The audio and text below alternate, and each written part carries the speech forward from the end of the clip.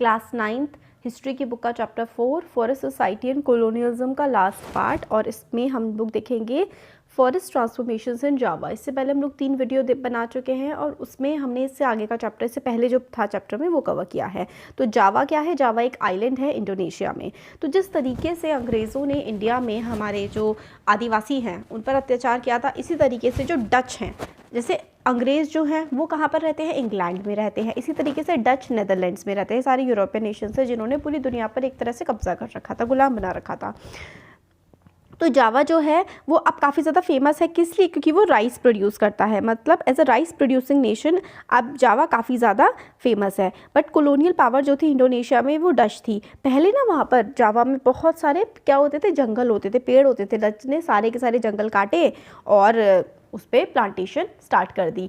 Basically जंगल किस लिए काटे गए थे? ताकि वहाँ पर उन लकड़ियों का वो शिप्स बना सके या ट्रेन के स्लीपर्स वगैरह बना सके। तो जावा जो कि इंडोनेशिया में है, वहाँ पे डच ने फॉरेस्ट मैनेजमेंट एक तरीके से स्टार्ट किया था। तो जो फॉरेस्ट मैनेजमेंट है वो क्या है?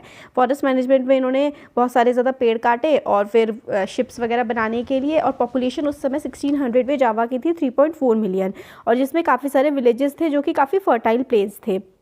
अब उन्होंने सोचा डच ने कि भाई ये लोग शिफ्टिंग कल्टीवेशन करते हैं। शिफ्टिंग कल्टीवेशन में हम पता ही आप लोगों को कि एक जंगल का पैच काट देते हैं और फिर आगे बढ़ जाते हैं, फिर उस पर खेती करते हैं। तो इस तरीके से तो भाई इन पे टैक्सेस भी नहीं लग पाएंगे और फिर हम लोगों का जंगल ख़राब होगा। डच ऐसा सोच रहे थे कि भाई जंगल से फिर लकड़ी कैसे मिलेगी, तो शिफ्टिंग कल्टीवेशन भी बंद किया।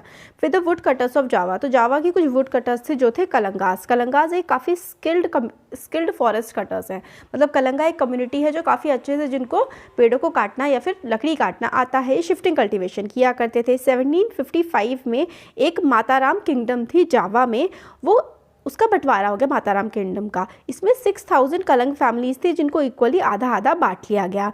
विदाउट देयर एक्सपर्टीज़, इनकी एक्सपर्टीज़ के बिना, किसकी? कलंगास की एक्सपर्टीज़ के बिना जो है वहाँ पर टीक के प्लांट नहीं लगाए जा सकते थे। तो भाई डच को बहुत ज़्यादा ज़रूरत थी, क्योंकि टीक की ज़रूरत होती है शिप्स वगैरह बिल्ड करने में। अब डच ने स्टार्ट किया कंट्रोल करना फॉरेस्ट को 18th सेंचुरी से जावा में, और उन्होंने कलंग्स को अपने अंडर काम करवाने की कोशिश करी। 1770 आते आते कलंग ने काफ़ी ज़्यादा रजिस्ट किया, अटैक किया डच के फोर्ट जोआना को। बट ये अपराइजिंग जो अटैक्स वगैरह कर रहे थे कलंगाज यानी कि लोकल लोग जावा के, वो सब कुछ दबा दिए गए डच के द्वारा, जैसे कि अंग्रेज़ों के द्वारा हमारे देश में दबा दिए गए थे। अब डच साइंटिफिक फॉरेस्ट्री क्या थी? 19th सेंचुरी में जब काफ़ी ज़्यादा इंपॉर्टेंट हो गया कंट्रोल करना ज़मीन को, लोगों को, तो डच ने स्टार्ट किया फॉरेस्ट लॉज लगाना। इन फॉरेस्ट लॉज में जो विलेजर्स थे, जो गाँव के लोग थे, वो फॉरेस्ट में नहीं जा सकते थे। अब वो कोई पेड़ नहीं काट सकते थे अपनी यूज़ के लिए, जैसे कि ये बोट बनाने के लिए या फिर अपने घर बनाने के लिए, ये सब अपने घर के लिए बोट वगैरह बनाने के लिए वहाँ के लोग, जावा के लोकल लोग लकड़ी नहीं काट सकते थे। सिर्फ और सिर्फ डच लोग, जो कि जिन्होंने गुलाम बना रखा था जावा के लोगों को, वही सिर्फ लकड़ी काट सकते थे, है ना। विलेजर्स को पनिश किया गया, उनको दंड दिए गए कि अगर उनको अपने जानवरों को चराने के लिए फॉरेस्ट में ले जाते थे तो उनको भी नहीं ले जाने दिया गया, और वो जंगलों से बाहर नहीं जा सकते थे, अपने कैटल्स को नहीं ले जा सकते थे बिना परमिशन के। बिल्कुल सेम जैसा इंडिया में हो रहा था। इंडिया में as an India the need to manage forest for ship building के लिए और रेलवे के स्लीपर्स के लिए काफ़ी ज़्यादा ज़रूरी थी। इसीलिए 1882 में 2,80,000 sleepers were exported from Java alone. तो मतलब इंडोनेशिया का जो जावा आइलैंड है वहाँ से 2,80,000 स्लीपर्स 1882 में एक्सपोर्ट किए गए थे, भेजे गए थे डच को। However all this required labour to cut trees, क्योंकि अब भाई पेड़ काटने हैं एक जगह से दूसरी जगह, उनको कटे हुए पेड़ों को लेकर के जाना है, इसके लिए लेबर चाहिए, है ना, स्लीपर्स बनाने के लिए। तो डच ने पहले तो क्या किया, रेंट इम्पोज, तो लगभग 2,80,000 स्लीपर्स तो सिर्फ जावा से ही एक्सपोर्ट किए गए। तो भाई उसके लिए रेंट क्या चाहिए थे, लोग चाहिए थे। अब लोगों से वो फ्री में काम करवाना चाहते थे, तो उन्होंने क्या किया, जिस ज़मीन पर लोग रह रहे थे, उन्होंने डच ने लोगों से कहा कि भाई इस ज़मीन पर तुम्हें रेंट पे करना पड़ेगा। अब रेंट पे करने के लिए तो भाई पैसे चाहिए, है ना। तो फिर ये कहा कि भाई चलो हम तुमसे रेंट नहीं लेंगे अगर तुम फ्री में हम लोगों के लिए काम कर दोगे। तो फ्री में काम करवाया गया। वो लोग अपनी बफलोज वगैरह लेकर के आए ताकि जो सामान, जो पेड़ काटे जा रहे हैं वो एक्सपोर्ट किए जा सके, और दिस इज़ नोन एज ब्लैंड-डोंगस्टीन सिस्टम। तो ब्लैंड-डोंगस्टीन सिस्टम में क्या था कि भाई पहले तो लोगों पे ज़बरदस्ती कर लगा दिया जिस जगह पर वो रह रहे हैं, फिर अगर उन्हें रेंट पे नहीं करना तो फ्री में डच लोगों के लिए वो काम करेंगे। तो डोंगस्टीन सिस्टम ये था, ये इंपॉर्टेंट है, एग्जाम में पूछा जाता है। लेटर रेंट एग्जेम्पशन की जगह, मतलब रेंट से उनको छुटकारा नहीं दिया गया, बल्कि विलेजर्स को छोटे छोटे मतलब बहुत ही कम पैसे दिए गए ताकि वो फॉरेस्ट में जो काम कर रहे हैं वो फ्री में काम करवाने की बजाय उनको बहुत ही कम पैसा उसके लिए दिया जाने लगा। अभी सैमन्स चैलेंज क्या था, तो अराउंड 1890, तो 1890 के टाइम पर सुरोनतिको सैमन ऑफ रेमुंडंग विलेज एक टीक फॉरेस्ट का था, मतलब टीक के पेड़ लगे हुए थे उस फॉरेस्ट में। ये सैमन ने चैलेंज करना शुरू करा कि भाई ये सब क्या चल रहा है, कि भाई ज़मीन जो है वो इन्होंने डच ने नहीं बनाई है, ना ही पानी, हवा, लकड़ी, ये सब चीज़ें जब डच ने नहीं बनाई हैं तो हम इसके लिए रेंट क्यों पे करें, हमें रेंट नहीं पे करना चाहिए इन सब चीज़ों के लिए। तो इसलिए सैमन के जो सन इन लॉ थे उन्होंने काफ़ी ज़्यादा मतलब प्रोटेस्ट वगैरह ऑर्गेनाइज करे। तो बाय 1907 3000 फैमिलीज़ जो थी वो इस आइडिया को मानने लगी थी, और सेमिनिस्ट प्रोटेस्ट जो थे उन्होंने कहा था कि भाई लैंड पे डच का हक नहीं है, और जो सर्वे करने आते थे लैंड उनको नहीं आने दिया जाता था, टैक्स नहीं पे करने दिया जाता था, और जो लेबर वो लोग फ्री में लेते थे ना वो सब भी देनी बंद हो गई थी। तो ये देखिए, ये सुमात्रा है, ये जावा है, ये पूरा का पूरा इंडोनेशियन आइलैंड्स है, डच के कंट्रोल में थे। अब वॉर एंड डिफॉरेस्टेशन, बस अब चैप्टर खत्म हो गया। वॉर यानी कि जो जंग हुई, second world war, first world war, उसके बाद कितना ज़्यादा पेड़ों को काटा गया था, गिराया गया था, वो है।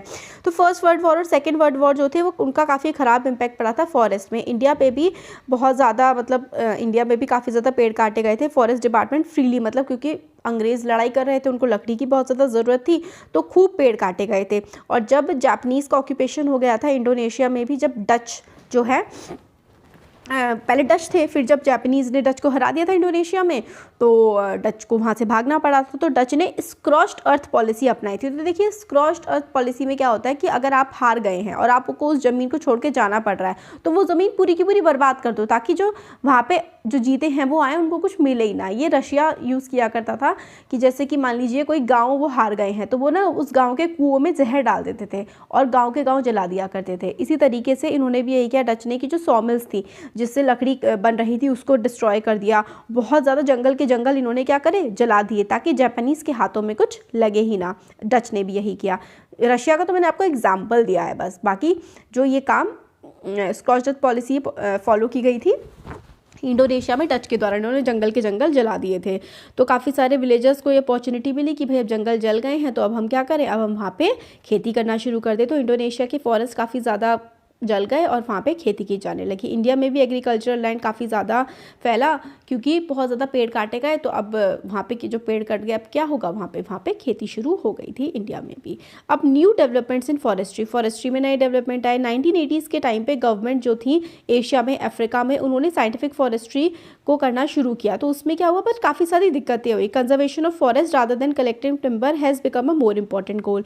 तो भाई टिम्बर कलेक्ट नहीं करना है, लकड़ी कलेक्ट नहीं करनी है और कंजर्व करना है। तो गवर्नमेंट ने रिकॉग्नाइज़ किया कि भाई इन सबको मीट करने के लिए जो वहाँ पे लोग रह रहे हैं फॉरेस्ट के आसपास, उनकी मदद लेनी है। काफ़ी सारे रीजन्स जैसे कि इंडिया में मिज़ोरम से केरला तक काफ़ी ज़्यादा घने फॉरेस्ट हैं। सर्वाइव वो इसीलिए ही घने फॉरेस्ट सर्वाइव कर पाए हैं क्योंकि वहाँ के लोगों ने वहाँ पे प्रोटेस्ट किया है कि भाई हम लोग इनको नहीं कटने देंगे। उन्होंने, क्योंकि उन एरियाज़ को सेक्रेड मानते हैं, पवित्र मानते हैं, जैसे कि सरना, देवरकुना, कान, राय, इन सब ने क्या किया है, प्रोटेक्ट किया है जंगलों को। मतलब जंगल वहीं बच पाए हैं। अब जहाँ पर वहाँ पर रहने वाले लोगों ने विद्रोह किया है कि हम अपने जंगलों को नहीं कटने देंगे। Some villages have been patrolling their own forest with each household taking it in turns instead of leaving it to the forest guard. तो कुछ जगह फॉरेस्ट गार्ड, जैसे कि हमारे देश में फॉरेस्ट को बचाने के लिए फॉरेस्ट गार्ड हैं, तो कई बार क्या होता है वही लोग पेड़ कटवाने लगते हैं। बट जो कम्युनिटीज़ हैं जो पेड़ों की, जंगल की पूजा करती हैं, वो कभी भी इस तरीके के काम नहीं करते हैं। तो फॉरेस्ट गार्ड की जगह फॉरेस्ट के लोग ही उनके प्रोटेक्शन करते हैं बहुत सारी जगह। Local forest communities and environmentalist today are thinking of different forms of forest management. तो लोकल फॉरेस्ट कम्युनिटीज़ और एनवायरमेंटलिस्ट भी सोच रहे हैं कि किस तरीके से जंगलों को बचाया जाए। तो लॉग यार्ड इन रेम्बिंग अंडर डच कॉलोनियल रूल। तो लॉग यार्ड देखिए कितने पेड़ कटे के कटे पड़े हुए हैं यहाँ पर। ये चैप्टर अब हमारा हो गया है कंप्लीट। तो कैसा लगा वीडियो ज़रूर बताइए। अच्छा लगा तो लाइक करिए, चैनल को सब्सक्राइब करिए, अपने फ्रेंड्स के साथ शेयर करिए। Thank you.